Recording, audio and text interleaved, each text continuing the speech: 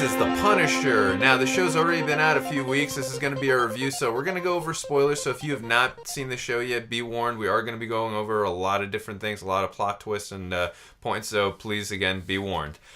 All right, so now getting into it, I really, really enjoyed this show, and I kind of expected to. I had high expectations after seeing this character on Season 2 of Daredevil, and absolutely, just getting beyond emotionally invested in this character, especially when we have that funeral graveyard scene with John Bernthal's Frank Castle and Matt Murdock and Daredevil. So I was emotionally invested in the character then. So I had high expectations coming into this, and the way this show comes off as this dark, gritty, westernized style or Western style, revenge, plot-driven, intense, emotionally written ride. It was just incredible, and I love a lot of the political undertones in this and the way they just do a great job of respecting PTSD with soldiers who come back after they serve their time and do their tour. So I just thought it did a very mature job and also giving us really complex and interesting characters, and I love this show. Yeah, I definitely liked it a lot. I kind of forgot it was coming, and then I saw it come out. I'm like, oh, well, I was pleasantly surprised. And then, yeah, I expected to like it, and I definitely did. I was kind of surprised that, there wasn't nearly as much action as I thought there was going to be, but that didn't really bother me. There was definitely a good amount.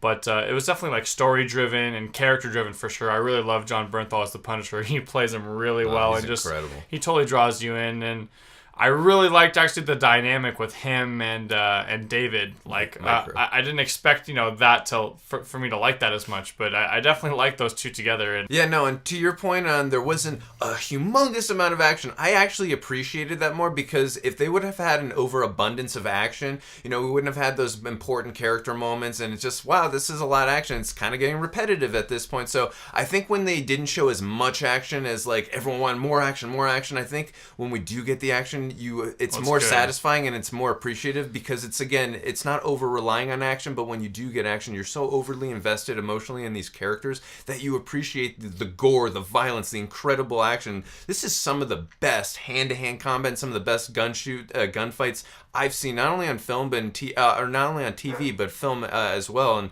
I just thought they did an incredible job of making the stakes feel high, making the characters really feel like they're in danger, making you feel that threat level is really there. And I thought they did a very good job of that, and I really appreciated those moments. And God dang, Frank Castle can take abuse like no other man. Oh yeah, he definitely takes all. He gives up the punishment, but he can definitely take it too. And there were so many different storylines going on early on in this show, and I wasn't sure where it was all going, but when it finally did kind of come together, I appreciated it, and I thought it kind of came together in a nice way. Yeah, I think you make a great point. I love how there was a lot of different storylines, and they all kind of intersected. You had Frank's storyline in terms of he was obviously there on Kandahar, and he committed the shooting to Madani's partner. You got Madani; she wants to find out who killed her partner, and every time she gets somewhat closer, there's government bureaucrats in there. And I've also thought this show did a good job showing government bureaucracy, and also how when you're trying to get stuff done, sometimes there's people higher up who won't let it get done, and corruption and inside the government. I thought plenty of corruption. Oh yeah, no, and I thought it did a good and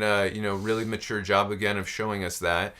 So I really appreciate that. And also you got David's storyline as well, where he kind of has found out what happened. He saw the video from Kandahar, because I believe that soldier, was it Cutter or whatever his name was? The one who he visits in Gunner, the forest. Gunner. Yeah. And not Gunner Stahl from D2 The Mighty Ducks, but another different. Good work, Captain Duck. But yeah, we got Gunner who sent that videotape to David.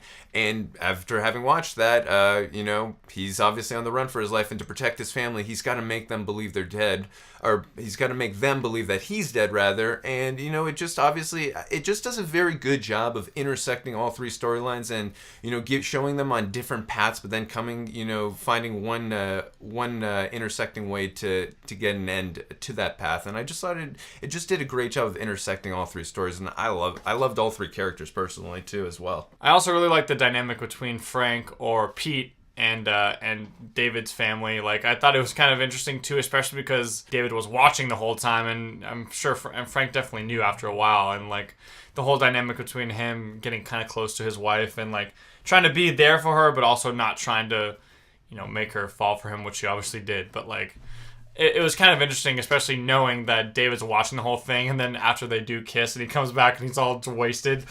I just thought that was a really good dynamic, and I enjoyed that storyline. Yeah, no, I agree with you, and I really also appreciated like the storyline between Frank and or rather Pete Castiglione and David's family as well, because you got to look at it from both sides. You got Frank, who has obviously lost his family, his wife Maria, and his two kids. I believe one was Frank Jr. I forgot his other daughter's name. Yeah. Correct me in the comment section below.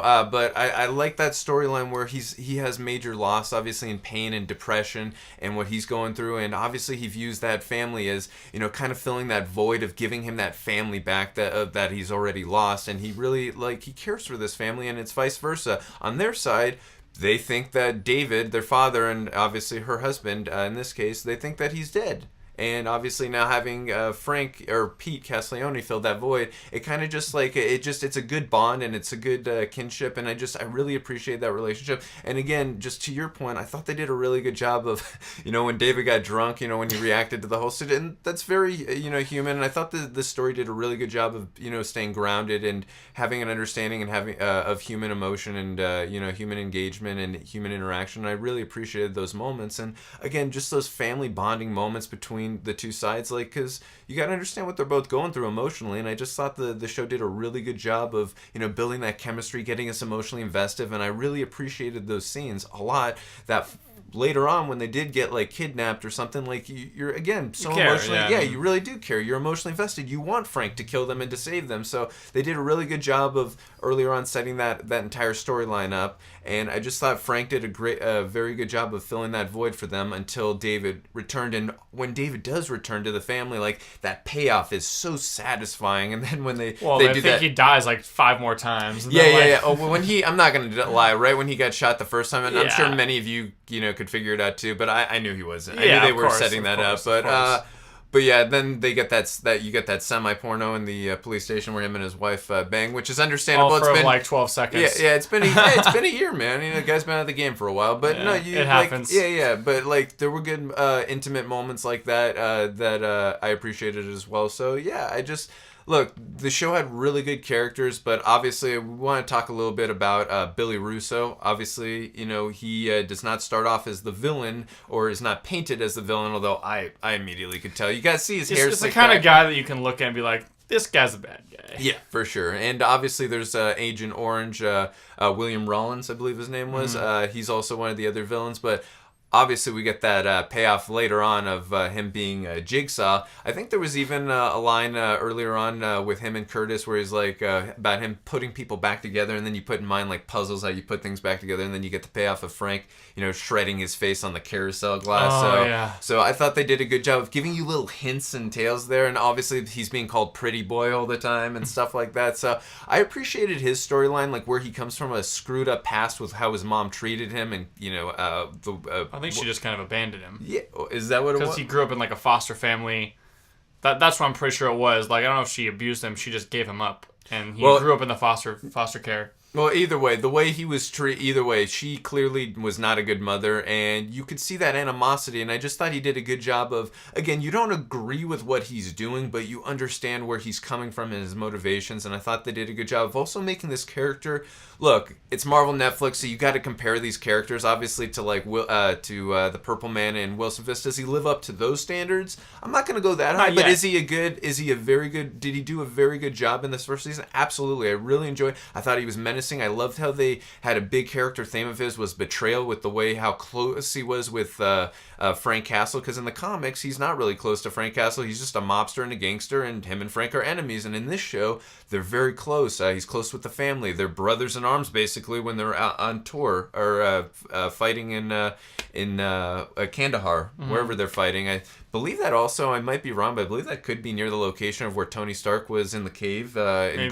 Golmira in the first Iron Man, but could be totally wrong there. But again, when they're doing that, I thought that was, again, building up that relationship to get to the ultimate betrayal. It's just damn, you feel that so emotionally because you're so invested, and you just again, when you feel that betrayal, it's you want him to kill him so bad, but then when he turns him into Jigsaw, it's oh, we're gonna get more of this, and I just can't wait to see it. And I thought they did a good job of, you know, painting up the villain to get us ready for whenever we get that second season of Punisher. And I love that scene too, when Frank is tied up and they're talking, and he asks him, he's like, did you know what was happening to my family? And he's like, yeah. I thought they both played that off really well. I was really invested in that scene in particular. Just both their faces, the way Frank was trying to hold back tears and stuff. I mean, he let a few out, but that was a really powerful scene, and that was the full-on I'm gonna kill you moment.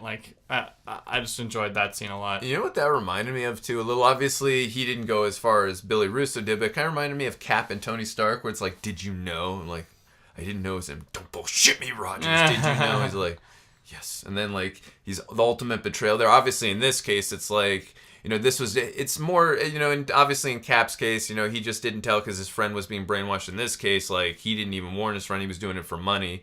Obviously, right next to him, right before it happened. Yeah, so obviously Billy is way worse. I'm not comparing the two. I just mean the situation of the friends finding out of the ultimate betrayal feels very similar. So I'm not comparing Billy Russo and Steve Rogers, so don't get me confused on that.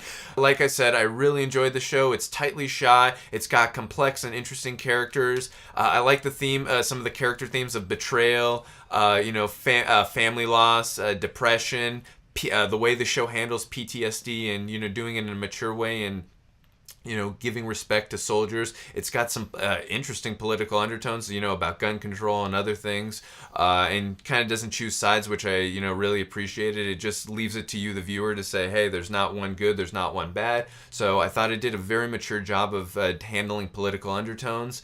The action is incredible. It's violent, it's gory, it's brutal, and it is incredible and some of the best. It even reminds me a lot of John Wick, of some of the stuff I was watching. So just really impressed with a lot of this action and that I saw. And also too, the relationships, the character interactions, I was very emotionally invested. And I'm going to give Marvel Netflix's The Punisher a 9 out of 10. I'm going to give it an 8.5. I definitely liked it a lot. For me, the biggest thing was all the relationships between all the characters, between Frank and Billy and David and the family and Madani. And I just thought the characters kind of drove this whole show. It didn't rely too much on the action. And the show actually has really underrated camera work. A lot of the shots are really beautiful and really good transitions and clear camera when they're fighting. So you're seeing pretty much everything that's going on. I wasn't sure what to expect with the storyline, but I thought it ended up turning out pretty good once everything all came together. So definitely liked it a lot. So I'm gonna give it 8.5. All right, guys, that's gonna do it for this review. What did you guys think of The Punisher? We are gonna be doing an Easter egg video for this one, so be on the lookout for that. And if you guys like these videos, you can hit the subscribe button. See you guys next time.